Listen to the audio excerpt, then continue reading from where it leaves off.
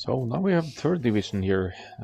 Just give a moment to pull up my cheat sheet here again, because I want to talk a little bit about the players. We have the third division. We have Ballista Noobs, this team here, versus Distant Lands. And this first match is on Arabia. So let's introduce the teams here as well. We have Sirius AOE here in the pocket position for Ballista Noobs. This is 1448 1v1 players, so it should be pretty solid, playing as the Cuman's pocket here. On the left side for Sirius, we have Seaways Jr. playing as the Incas. He's currently 1331 in 1v1 rating, and yeah, I'm looking forward to seeing what he will be doing for this one. Will he be going all in with the Incas, Villagers and Towers Rush to buy as much time as possible for Sirius, or will he be going more standard approach with Men-at-Arms and Archers here, which Incas could also execute well? Looking forward to seeing what the plan is here. So for the right hand side we have AOE 2 Hostage finally playing as the Malay. AOE 2 Hostage, 1503 player in 1v1, the strongest one on the team lineup here. Going for the Malay. Malay usually playing the Archer's role in team games from flank, and they go up to the edges 66% faster, so I like their choice. That gives them an early power spike, getting earlier potentially to crossbows and arbalesters through the game's progression. So solid team lineup for Arabia there. For the other team, we have 4th Raven in his pocket position. He seems to be comfortable in that position. I've seen him playing pocket quite a few times through my casts. He is currently situated at 1316 1v1 elo and has picked Slavs for his pocket civilization for this one. Slavs have an amazing boom. Their farmers work faster. They have great infantry in Imperial Age with the unique technology Druzhina. But most notably, the faster working farms give them nicer food access. Their military buildings also support 5 population, so you'd likely get housed a lot less throughout the games as you start producing more army. They have access to Cavalier. They have a unique unit in the Boyar, which is a strong melee unit, cavalry melee unit with some extra melee armor. And yeah, it should be a decent civilization to provide scouts or knights as needed through the feudal and castle ages. Now for 4th Raven's pocket on the right hand side we have Anduin with a Malay as well, so we have a Malay mirror on the right hand side here. Anduin, however, is 1152, and when it's up against the 1500 player here on the flank, that should be a very tough matchup for Anduin, but we'll have to see how it progresses. If they've practiced their wield over this stage, should still be in a good spot to produce army early, and we'll see some interesting run-ins. Finally, for Distant Lands left side flank, we have Duty with the Incas. So we have a full mirror on both flanks here. So very interested to see how this plays out. Incas mirror and Malay mirror. Could be that we'll be seeing both pockets with a free boom for a good while here. So that's it for the team introductions. Let's see what they have in stock moving on here. No players going up to the next age yet. Seaways Jr. not going to Stone. And it's not the case for Duty either. So I think they're playing it more standard here. The barracks goes up for Duty. Bringing in the second born now. Arguably, potentially a bit late here, but hey, food is going to be brought in.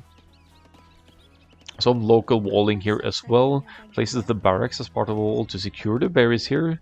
So if Seaways Jr. opts for some kind of infantry opening here, could be that he's saving space here for a barracks.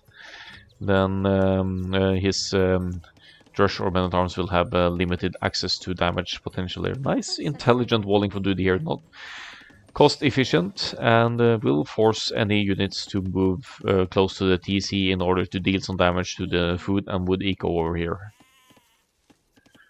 4th Raven on the way up, as is Sirius AOE. They are going at 19 and 21. Sorry, 20 and 22 pop respectively.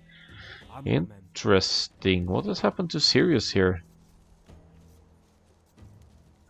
right around the corner of Fuel Age now. Could be thinking about that second town center, but I believe scouts would be the most reasonable choice here from the pocket position in a team game. No, it's definitely going to be that second TC on stone and wood, no less.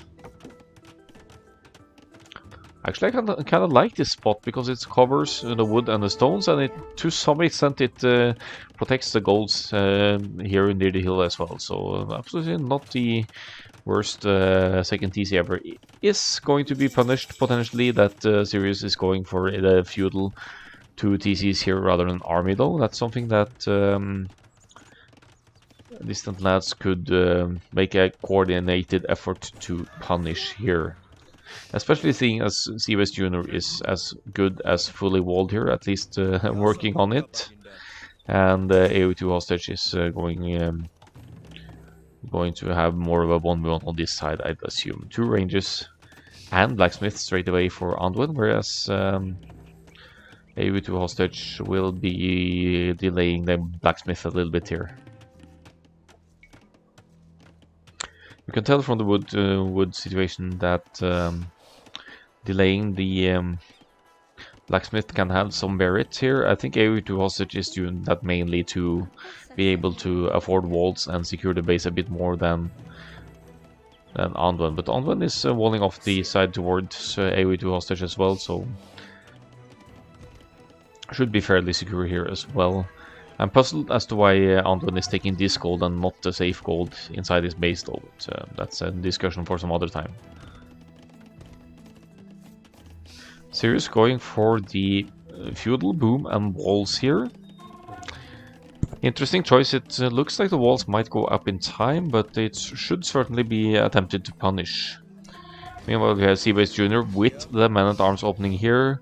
Happening very late, I have to admit. The Man-at-Arms will be kicking in at after the 30-minute mark here, but fortunately for Seabase Jr., Duty isn't fully walled, and there are places potentially to be hit here.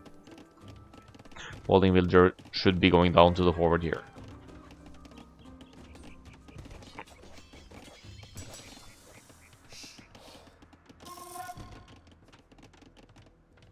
I like the fact that 4th Raven has not invested more into scouts here, because Seabase Jr. is fully walled, Sirius is going for the feudal boom as well, and AOE2 hostage even going for the full wall approach here. It means that there will be not so much army in the field. You could actually justify trying to go for more of a fast castle right into the knights with slabs here.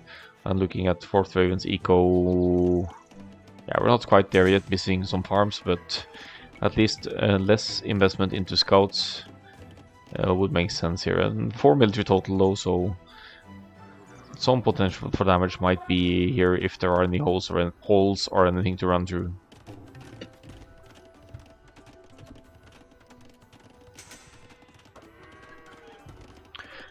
Duty is playing this very defensively now. He's dropping multiple defensive towers here, and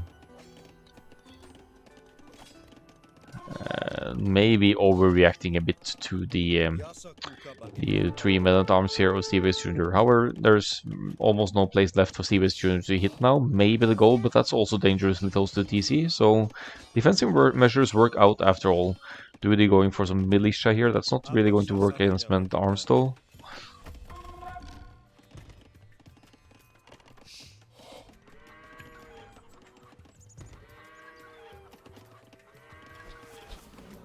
Fourth Raven on his own now here, trying to look for some damage potential on AOE2 hostage, but now a coordinated effort. Anduin with both attack and defense here, fewer numbers. It's 9 against 13 here, but if they coordinate properly here, Fourth Raven and Anduin will be looking at some good engagements here. Not the best ever, but still the fact that Fourth Raven scouts here does make it easier for Anduin to take the hill and sneak some pick-offs here, maybe even pick off some reinforcements. Just stay at the hill, don't risk anything here. Back and forth.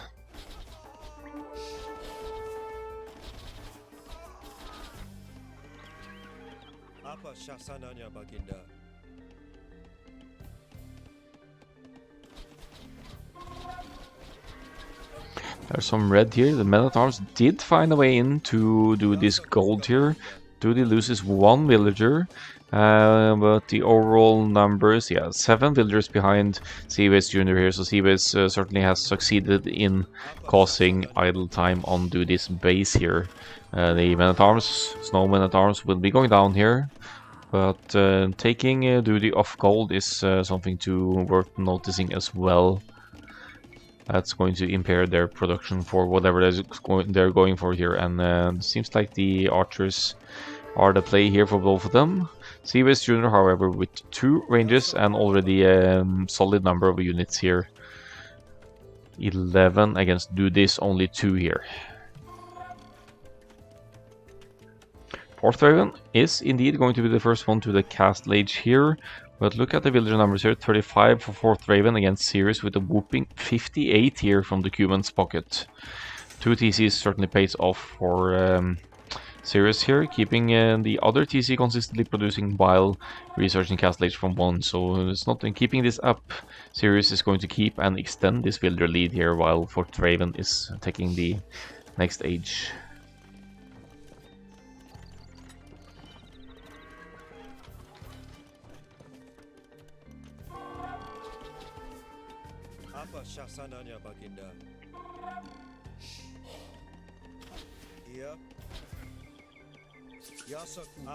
Now for a forward on the right hand side, Anduin did mix in some skirmishers here, probably because 4th Raven is on the way to the Castle Age and doesn't have any military to provide here.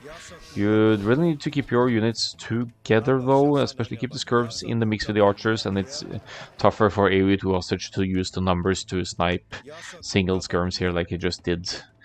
KD somewhat even here, AoE 2 hostage with 17 kills because he did pick off the scouts of 4th Raven early on as well.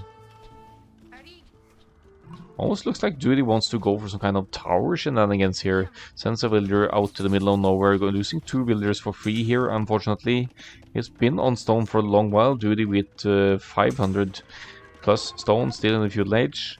Lots of gold as well, not really spending the resources here. I'm not sure what Duty's plan here is overall, other than playing it rather defensively here.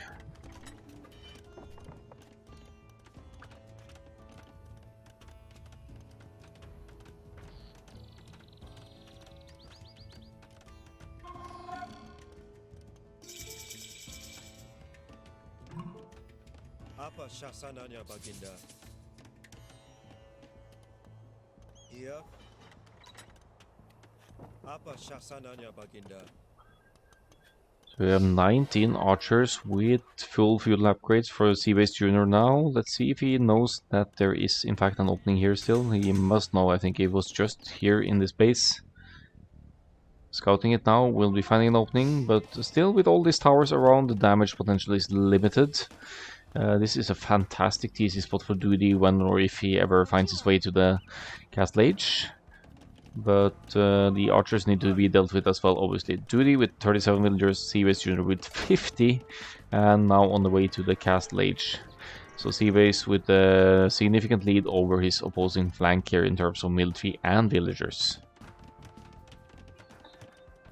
We may have a run-in on the right-hand side as well. I mean, considering the elo gap between Anduin and AoE 2 hostage here, I think Anduin is doing a superb job here, holding against a presumed much stronger player.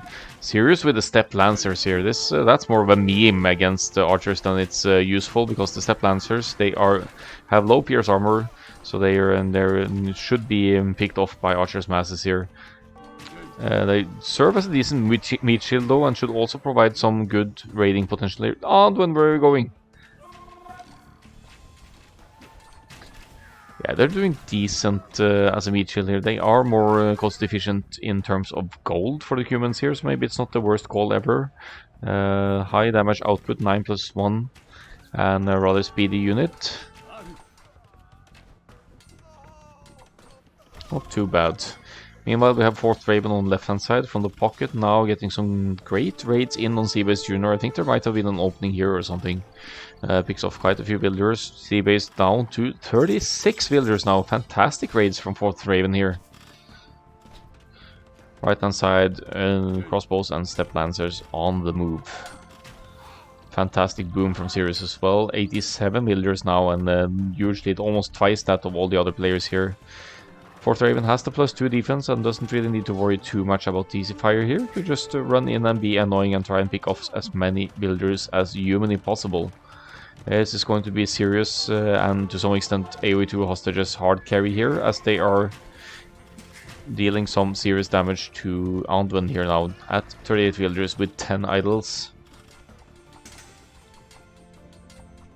I think it's time for Sirius and AoE 2 hostage to consider going for the pocket now. They know that 4th Raven has been raiding like crazy in Seaways Junior space, successfully so, but if they coordinate their efforts and move on to pocket now after having dealt pretty decent damage to Anduin, strategically speaking, that's going to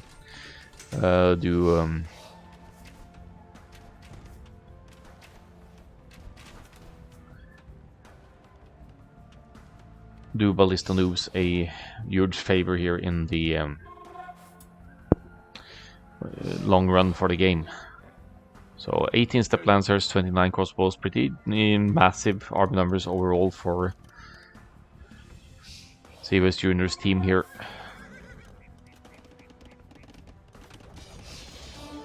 Meanwhile, 4th Raven, acknowledging that Sirius's army is mainly out of position, tries for some raids here. Cuban palisade walls are stronger than your regular palisade walls, but there should be a gap up here, though, considering that the step lancer just ran out.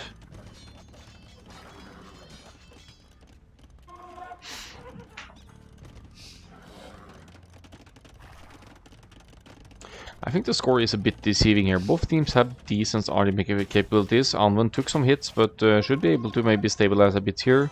4th Raven, with most of his knights forward though, is going to struggle against the enemy raids here now with lots of step lancer. They have such an easy time killing off villagers. A fantastic raiding unit, and this woodline is just going to be slaughtered here of 4th Raven. Down to 35 builders now, and with 22 idols at that. Completely demolished the eco in a matter of seconds here by Sirius and the AoE2 hostages coordinated efforts here. Seaways Junior has stabilized a bit after the previous raid as well. He is at 47 villagers and outnumbering Duty by 5 right now. Duty just playing Tower Simulator here now and is roughly defended at home here. Still in the feudal age though at the 30th minute, and that's never a good sign in a 3-3 team game when the players are already in Imperial Age. Because AoE2 hostage is in the Imperial Age, is going for Thumbring and Bracer now, and still keeps consistent production of crossbows at home. So once Arbalest kicks in, this is actually a fight that AoE2 hostage almost can take. He'll have superior range and superior damage output and consistent flow of units, which they both have, by the way. But Anwen with 20 and AoE2 hostage with a total of 40 is dominating numbers-wise here.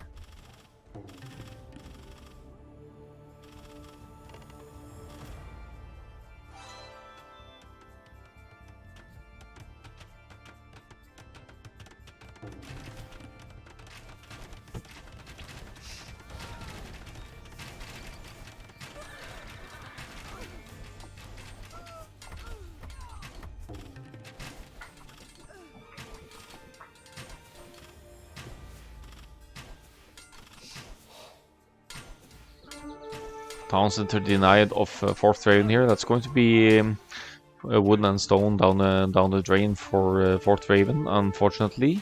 It's down to 18 population here. It's a disaster for 4th Raven to be doubled at the moment he did. Very great coordinated effort. I think it's a conscious decision by Sirius and AoE2 hostage not to go for Duty at all, because Duty just reached the cast stage. It's not really a threat in the mix here. Isn't contributing too much military either, and I think this is game over for Distant Lands quite a while ago, because they've lost so much. Their collected population is likely less than half of what the other teams is now.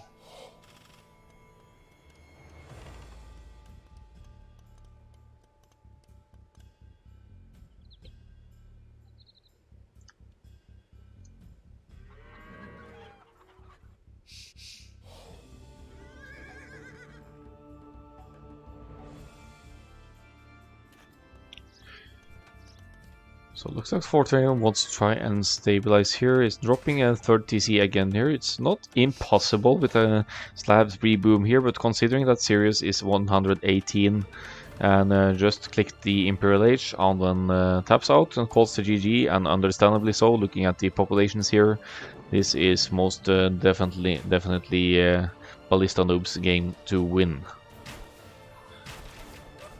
Still good efforts from Distant Lands to keep going here. They had some good fights going for them, and their weakest link may have been Duty in this game, struggling to get to the cast stage, playing it very defensively and falling behind eventually to Z-Base Junior's military numbers as well.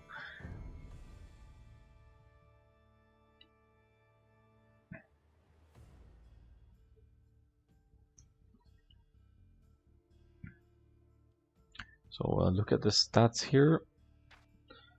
107 to 68 KD for Sirius here. Had an unpunished feudal 2 TC boom with Cumans here. A massive eco lead as well. Superior villager high, by far the only player above 100 villagers.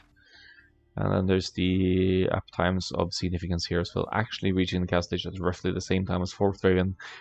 I think, all things considered, the damage output that 4th Raven scouts were able to do, I think scouts was the wrong call here when you're up against humans with the early uptime going straight for the 2 TCs.